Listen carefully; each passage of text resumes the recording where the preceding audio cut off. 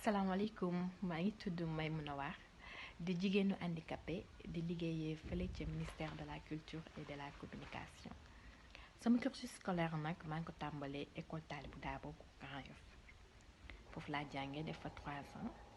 après sama papa ñu daal koy nommé surveillant général bu ISRA Bambey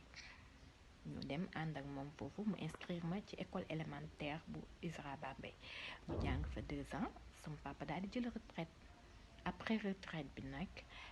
ñu dem rejoindre Louga ma demee foofu mu inscrire ma ci école Marbat foofu laa amee sama entrée en 6e après entrée en 6e bi ma dem rejoindre collège Modou Awa Balla Mbacké de Louga foofu laa jàngee am fa sama BFM après BFM bi ma dem lycée Malick Sall de Louga ci lycée Malick Sall boobu ci laa jàngee ba am sama bac ma amee bac ñu daal di may orienté département lettres modernes bu université Cheikh Anta Diop de Dakar ma nekk fa di jàng ba am sama DEA diplôme d'études approfondies en lettres modernes après DEA bi nag ma inscrire au doctorat jël sujet boo xam ne da doon traité sur l'effondrement du pouvoir patriarcal dans le roman de l'immigration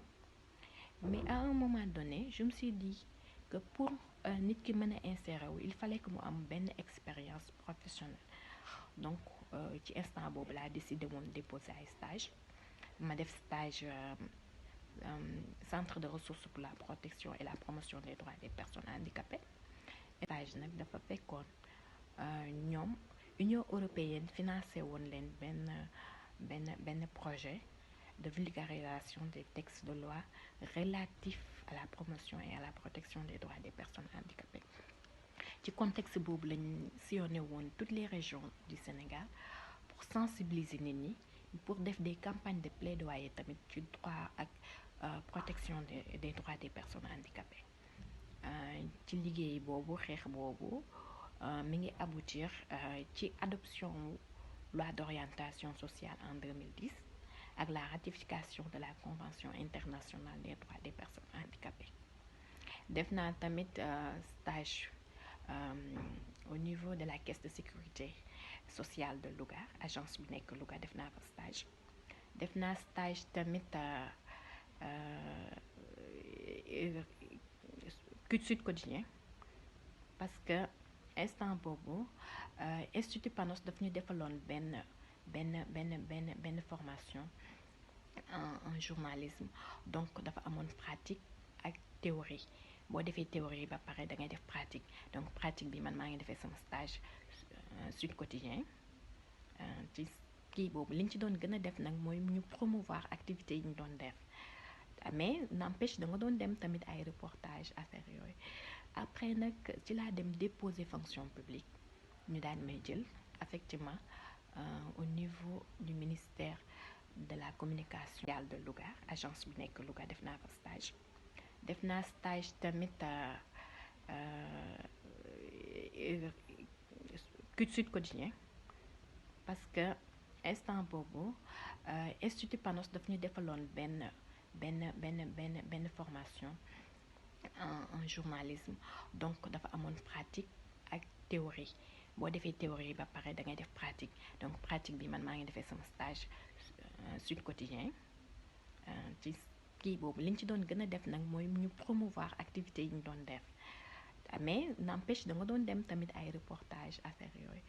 après nag ci laa dem déposer fonction publique ñu daan may jël effectivement au niveau du ministère de la communication et de l'économie numérique foofu laa njëkk exercer léegi comme direction bi ma nekk dafay xaw tey ñu yóbbu ko fii bu subaa ñu yóbbu ko fee à un moment donné dañ ko rattaché au niveau du ministère de la culture moo tax instant bi maa ngi nekk ministère de la culture et de la communication foofu laay liggéeyee damay profiter aussi message bi pour souhaiter une très bonne journée de la femme à toutes les femmes du Sénégal et particulièrement aux femmes handicapées yi nga xam ne ay battantes lañ ay Amazone lañ ay Linguère lañ ay jàmbaar lañ que mu nekk ñi nga xam ne ñi ngi ci secteur informel bi ñi nga xam ne ñi ngi ci seen kër yi ak ñi nga xam ne surtout ñi ngi ci seen bureau yi di daal. Dieynaba Laye kinésithérapeute la. Je suis handicapée visuelle nekk handicapé rek réussir dans la vie sentir ni jox nañ la sa gëdd loolu li ma gën a neex ci àdduna la. Mama Khadija Baye. ndax xëy na su fekkonte ni réussiruma yàlla moo yor ñëpp de mais it dina am neneen nu mu demee.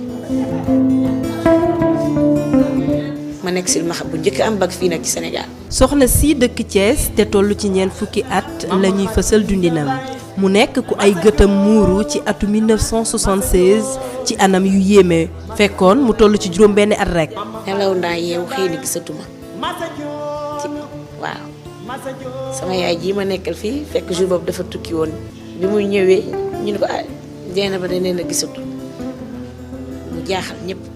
nelaw naa yeewu ñu yeewu ma pour ma dem jàngi école sama papa bi nekkoon fii papa Ayib Diop yàlla na ko yàlla xare àjjana yee ma ni ma jugal jàngi ma ne ko papa man gisatuma mu ne luy loolu jugal dox ma dox ñetti pas ñeent su ma doxee di mbëkk ak yooyu ñu ni kii de caaxaan affaire bi nii la ma dikkee en 1976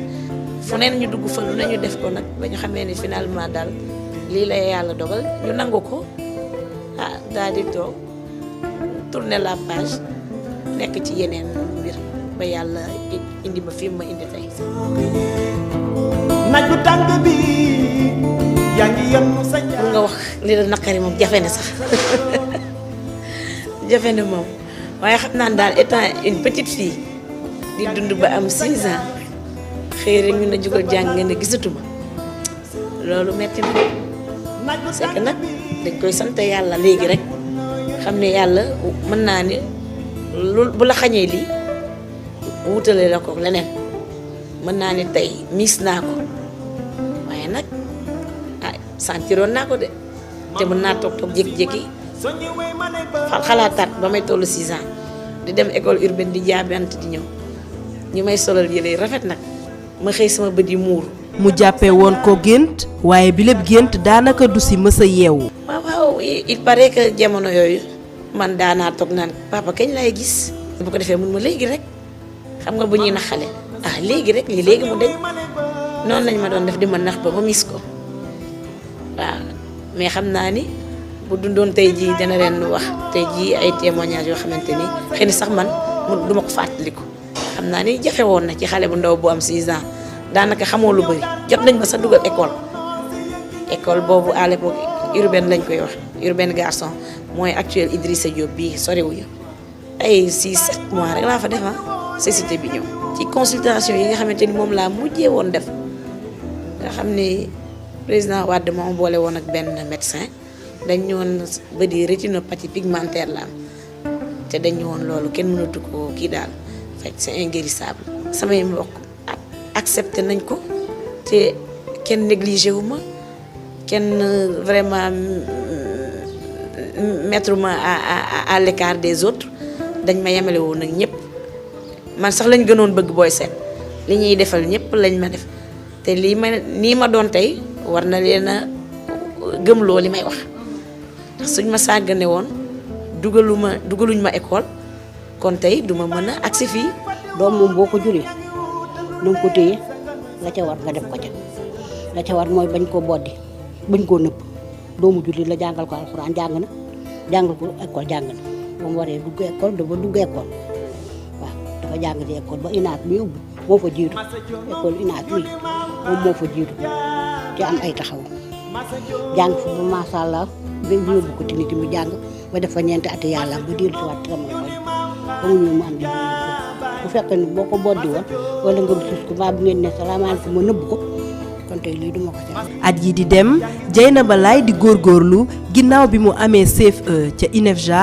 dem collège ca ginnaaw ga mu dem lycée Malick Sy am fa bac ca noonee la am bourse dem ca Tunisie ga mu jàngee métier bii di kinésithérapie. 7 8 9 10.